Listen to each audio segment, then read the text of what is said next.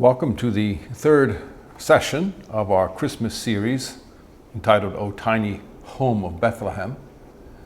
In this third conference, we will have the title, The Carol of the Dwellings, the Visit of the Magi to the Tiny House of Bethlehem.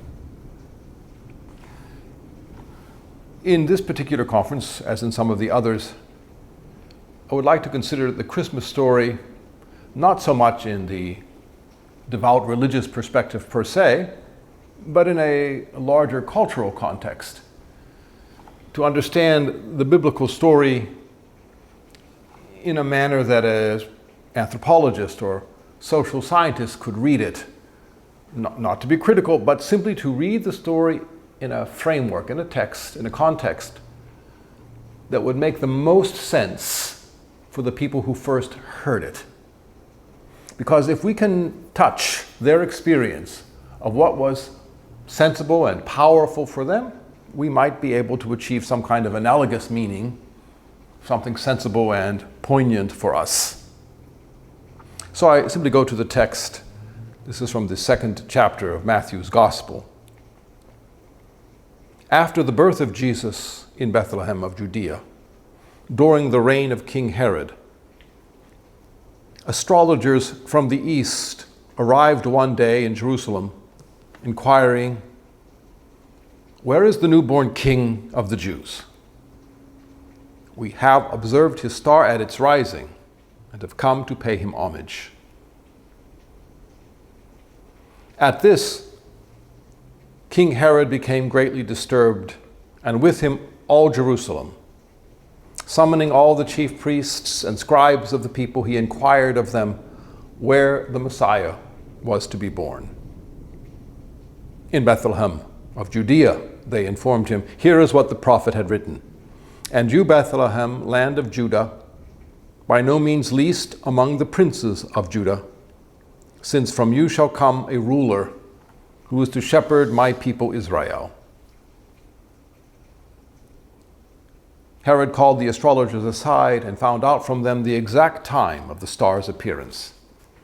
Then he sent them to Bethlehem, after having instructed them, "Go and get detailed information about the child. And when you have found him, report it to me so that I may go and offer him homage also." After their audience with the king, they set out. The star which they had observed at its rising went ahead of them until it came to a standstill over the place where the child was. They were overjoyed at seeing the star, and on entering the house, found the child with Mary his mother. They prostrated themselves and did him homage. Then they opened their coffers and presented him with gifts of gold, frankincense, and myrrh. They received a message in a dream not to return to Herod, so they went back to their own country by another route. They went back to their own country. What country is it? It says in the beginning of this story, astrologers from the east arrived. Now, there are many places which are east of Judea, but in all likelihood, the reference is to Persia, sometimes known as Babylon or the place of the Medes. A variety of kingdoms had come and gone in this region of the world, east of Judea. But in the time of Jesus, Persia held its empire intact as the eastern power, in contradiction to the Roman Empire in the west. And so there was a constant tension between the ancient imperial East and the modern upstart empire of the West, Rome and Persia. And right in the middle between these two, caught in a vice, is Judea, the place where Jesus is born. So that is a place of extraordinary amount of tension. And there are garrisons of the empire stationed along the eastern frontier of Rome, poised to meet Persian adventures, Persian military explorations. And likewise, Persia is prepared to meet Roman expansion. And the people of Israel are caught up in this international conflict. That is the stressful place in which Jesus is born, and it is made all the more stressful because of the peculiar spirituality, the faith of the children of Israel. But I would like to talk about this Eastern Empire. When we talk about the birth of Jesus and his role in the ancient world, we are regularly asked to consider his Roman setting. But it is almost as useful to consider his Persian background. About 500 years before the birth of Jesus, the children of Israel had gone into exile in the east. The Babylonians had invaded Judea, had besieged the city of Jerusalem, had torn down its walls and destroyed its temple, and taken the aristocracy of Israel, taken the wealthy, taken the learned, taken the upper crust of the population in exile. And so for some decades, the best and the brightest of Israel found themselves in the servitude of the king of Babylon. And during those years, the Bible records a wonderful youth by the name of Daniel, who was taken by the king of Babylon, he and his friends, into his service.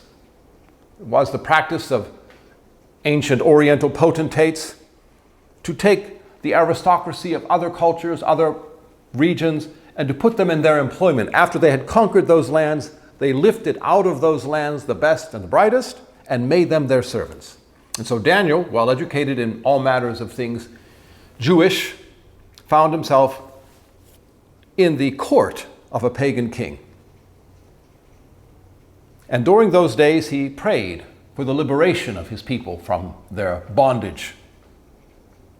And the book of Daniel, the prophet, records a wonderful answer to his prayer, an answer which lodged itself in the imagination of the Hebrew people from the time it was written till the time of Jesus. And we will see why it was especially powerful at the time of the birth of Jesus of Nazareth.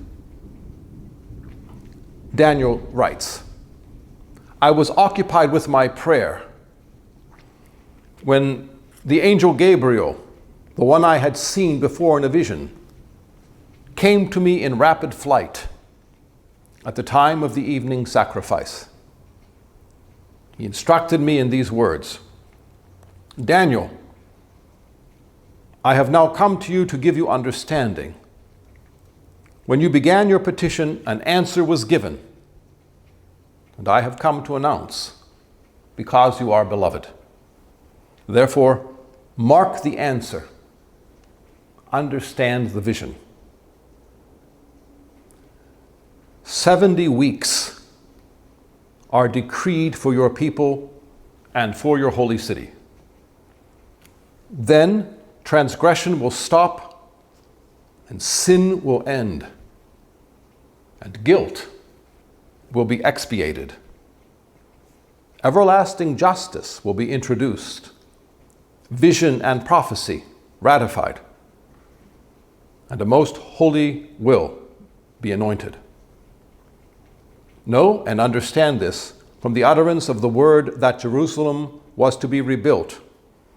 Until the one who is anointed and a leader, there shall be 7 weeks. During 62 weeks it shall be rebuilt with streets and trenches in time of affliction. And after 62 weeks, an anointed shall be cut down when he does not possess the city. And the people of a leader who will come shall destroy the sanctuary. Then the end shall come like a torrent. Until the end there shall be war, the desolation that is decreed. For 1 week he shall make a firm compact with the many. Half a week he shall abolish sacrifices and oblation. On the temple wing shall be the horrible abomination, until the ruin that is decreed is poured out upon the horror." It's a very difficult prophecy for anyone to understand, and certainly for Daniel, pictured here about 500 years before the birth of Jesus. But essentially, Daniel was told that there will be 70 weeks, that is 70 weeks of years. 490 years if you do the math. 70 weeks of years must be played out before the anointed of the Lord will come. A most holy will be anointed. And then he will bring a new sacrifice. There'll be everlasting justice. There'll be a new righteousness. Guilt will be expiated. Sin will end. 490 years from now, Daniel was told. We have to understand these 70 weeks, initially at least. We have to understand them in the same way that we understand Jesus' answers to Peter. When Peter says, "How many times must I forgive my brother? 7?" And Jesus says 70 times 7. That is to say, don't count it anymore. It's too many times. This is not a matter of calculus and math. This is a matter of an expansive providence. Let it go, let it be. Be merciful. That's what's happening here in the prophecy of Daniel. 70 weeks are decreed. In other words, Daniel, you're not going home anytime soon. And things aren't going to make themselves just right for you or your children. Make the best of the present moment, but at least know that eventually in the long run, all these things are in a good hand, a strong divine providence. Trust that providence, and you will live as well as possible in the present moment. 70 weeks in the long haul, God has a great story in place for his people. And so Daniel wrote this prophecy down. The children of Israel heard it. They were initially, of course, depressed by it, because that meant not for them, not for theirs, not then. But they lodged the number, and they started to count the years. Generation after generation passed, quite a few generations in 490 years. But as we approached the ending of that sequence, the expectation that God would fulfill that promise grew stronger. 490, about 500 years later, the children of Israel are in trouble again. This time not in the grip of Persia, but under the heel of Rome. They are struggling, they are oppressed, they are overtaxed, and they want to be liberated. Now those 490 years are passing, almost done. And the people of Israel are rising up with expectation and hope. And not just the children of Israel. Remember, Daniel is recorded to have had this vision and to have heard this promise when he was in Babylon. There are still quite a few Jews in Babylon who never returned from that exile. A large colony of them remains in Persia. And they are still closely connected to the royal court, as Daniel was. And so something happened in Babylon. It's not just that God gave Daniel a word, but Daniel gave the Babylonians a word. He and his friends, rubbing shoulders with them decade after decade in the longer haul of history, taught the Babylonians to hope for a universal salvation. Taught them that in something like 500 years, things were going to change. There was going to come a holy anointed who was going to make all people righteous. That was the hope of the Hebrew people in exile, and it became a kind of derivative hope for the pagans who lived among them. And so there were recorded in the final decades of the first century before Christ, there were records of poets and seers, pagans, who were looking forward to a changing of the age. There's a Christmas hymn, "It Came Upon a Midnight Clear." The second and third, fourth verses of that hymn record some of that ancient poetry. And lo, the years unfold when all that was promised and foretold will come to all the world. A world which was yearning and striving and seeking. And somehow a universal impulse for peace became bound to a Hebrew, a Jewish hope for a Messiah. Those two ideals melded together during those centuries between the prophecy of Daniel and the birth of Jesus. A new age, a new temple, a new sacrifice, a holy anointed, a prince. This was the background of these magi who came from the east. The word magi means prince. It also means seer or sage. Here it is translated astrologer, because in Persia, seers and sages, like in Rome, were always consulting the stars.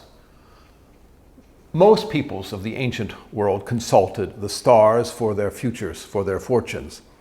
One people conspicuously did not. The Jewish people between Persia and Rome were forbidden to be astrologers. And so when the Magi come to Jerusalem, the people of that city hadn't even noticed any sign in the stars that something big was afoot. They weren't observant of any of the astronomical activities that were taking place. And so that should be a kind of a clue as to what this astronomical event was. It wasn't Halley's Comet, for instance, which made a fairly spectacular show about 10 years before the birth of Jesus. And again, in the year 66 AD, a very spectacular show as the Roman garrisons were circling the city of Jerusalem about to destroy it. About that particular sign of Halley's Comet, it appeared like a giant, the Jewish authority says, like a giant scimitar, its tail describing a kind of arc over the city about to fall, that sword on the city. That was the appearance which corresponded to Christ's prophecy that in the days before the destruction of the city there would be signs in the heavens. But were there any signs in the heaven 70 years before, when Jesus was born?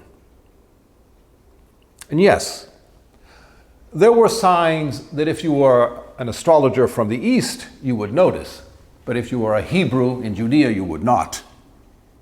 There were any numbers of conjunctions of planets and stars, which if you were a sage and a magi, you would wonder about. But if you were a practitioner of the covenant of Moses, you would not. They might not have thought much of these conjunctions that happened in the 3rd and 2nd and 1st year BC. They might not have concerned themselves so much with them, except that they had been told, now is the time. And so they were searching the elements. The Romans were searching the innards of their cattle because they believed in augury. And the Persians were searching the heavens because they believed in astronomical signs. So 3 BC, 2 BC, 1 BC, there were a series of conjunctions of Jupiter and Venus. Jupiter, the planet of the great divine God King. Venus, the planet of motherhood. And these conjunctions occurred 3 times over the course of a year and a half in the paw of the constellation of Leo, the lion. Also, a constellation designated for a king, the star Regulus, in that paw, especially associated with a king. And that constellation was associated with Israel, because long ago Judah had been called a lion. It's associated not just with Israel in general, but Judea in particular. And so the Magi, expecting something wonderful to happen, just about then and there, looked up and said, well, of all the signs in the stars, this one suggests a king is coming to Judea. So the text reveals they went to Judea, to the capital city, Jerusalem, and they asked the king, where is the king to be born? Now that is a problem, Politically, it's a big problem because the father of King Herod had fought a war against the Persians. In his service to Rome, the father of King Herod fought the Persians back. The last thing he wanted were ambassadors from Persia to come looking for a king to replace him. That to King Herod sounded like a coup. Not an impeachment, but a bona fide overthrow of his government. But they were ambassadors from the East, and they had a kind of diplomatic immunity. You can't just put them to death or in a dungeon. So he inquired for them, if there were to be a king, where would he be born? Now, we all kind of know this verse off by heart. Shouldn't King Herod have known where the descendant of King David would be born? No, King Herod was practically not even a Jew. He was of a very mixed blood and wasn't raised in the faith of Israel, and he knew next to nothing about the scriptures. As a result, he had to go to the Sanhedrin of the temple and ask them for the information. And they told him from the text of the prophet where the child would be born. And he sent them to get information about the child because, of course, Herod was desperately interested in putting an end to any possibility of an overthrow of his regime. It was said of Herod that you would have fared better to be his cattle than to be his son. That is to say, his sons were all put to death one by their own father for fear that they would usurp him when he wasn't ready to let go of the throne. So the idea that King Herod could put to death children in the city of Bethlehem because he was afraid one of them would replace him is consistent with the character that is historically revealed. But he wants to know who this newborn king would be. And that's the context for the story that we have just read from the Gospel of St. Matthew. So I want to go back over that story and try to put these verses in a better context for us. Herod was greatly disturbed when the Magi came and summoned the priests to be sure where the child would be born. When they answered him, he called the astrologers aside and found out from them the exact time of the star's appearance. I said he was pagan born and had been a practitioner of pagan religion. Therefore, he was more alert to astrological sign than he was to biblical text. He wanted to know the exact time of the star's appearance because he had his own astrological forecasting power. And he could thereby gauge how old the child might be based upon its first appearance. If there were 3 of these conjunctions, then the first one would first suggest the age of the child. Then he sent them to Bethlehem. After their audience, they set out. And here's the hardest line of all of it to contextualize, the hardest one to make sense. The star which they had observed at its rising went ahead of them until it came to a standstill over the place where the child was. The word here for star, aster, does not mean necessarily just one pinpoint of light. It means an astronomical sign, an event. A conjunction of a planet and another planet, 2 planets with a star, would be an aster. I'm suggesting that some such conjunction was what was inspiring the Magi. But how can such a conjunction appear over a particular place? I remember as a child going home regularly from the house of my aunt, half an hour from my own family's house. My father would say to us to lay on the floor of the car and look out the window and watch the moon. And the moon, he said, would lead us home. And it seemed that it would, because the moon, which was over my aunt's house at the beginning of our trip, seemed also to be over our house at the end of our trip. But as I grew a little older, I realized that this was a kind of smoke and mirrors explanation. The moon was over everybody's house. And therefore the moon was over nobody's house in particular. How was this star over the house where the child was? By the way, we are no longer in a manger. We're no longer in a stable here. We have come some weeks, at least, from the original birth event of Jesus. They're in a house. The answer, the only plausible answer to this question, can be found in a very old Armenian manuscript from the 3rd century, which records this extraordinary idea: that the Magi were traveling by day and had come to Bethlehem, to its outer parameter, and stopped at a well to draw water. The well by which they stopped was a particularly deep one. And according to the account, in the bottom of the well, at midday, the Magi could see the stars shining by reflection in the pool. And although the sky above was bright and blue, the air was dry, and the stars shone up from below. According to physics, that can happen, and there is a well or two proximate to the town of Bethlehem where such a phenomenon has been observed. And if that well was next to a house, it might explain the possibility. Just to put it in perspective, that particular conjunction would have occurred at midday had one had sight to see through the blue sky, and therefore it would have shone directly below the well in the water. We have observed his star. This would have been the 3rd conjunction, and they would have been overwhelmed by it because they would not have expected to see such a sign in the daytime. And so, according to this Armenian account, and it's the only plausible context to answer this particular verse. Otherwise, we're dealing with something which isn't an ordinary astronomical event at all, but some peculiar orb of light which could actually rest over a particular house. But that is not what is described otherwise.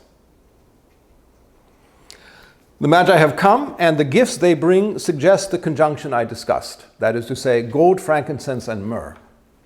Gold is for a king, frankincense is for a god, and myrrh. Myrrh is for someone who suffers. That is to say, it is an herb designed to calm those in great grief, or even to bless those who have died. And so the triple conjunction of planets, especially Saturn in this case, implying suffering, Jupiter, a god king, Venus, a mother, all these combine into the Christmas story to make a kind of poignant and powerful account which gives context to the Christmas narrative of the gospel. In our Christmas celebrations, there should be an expectation that our tiny houses should be places where suffering is hallowed. And in the midst of suffering, princes are regarded to regularly visit us. Houses should be places of gift giving and gift receiving. That is to say, in the terrible times in which we live, there should be a hope for generosity and extravagance of giving and taking. The children of Israel lived about 490 years kicking the can down the road about when God's providence might finally be revealed. And while they were kicking that can down the road, they actually were living in that providence. That is to say, to have hope is to already begin to live in the benefit of that hope. To live without hope is the greatest sorrow of all.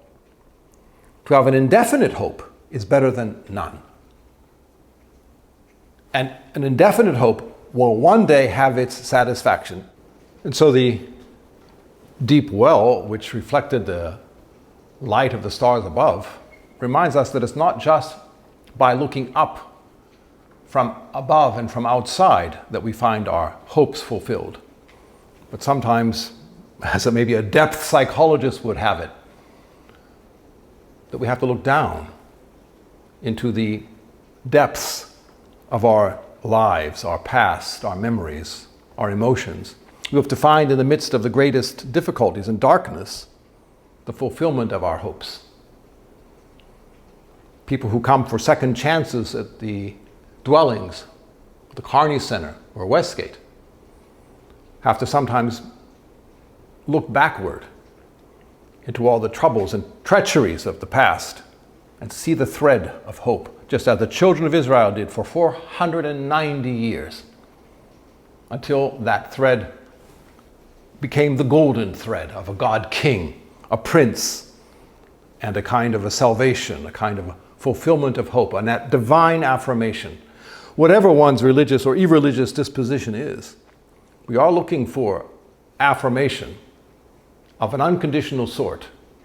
And in the Christmas season, that should be afforded us from one another, at the very least. Thank you.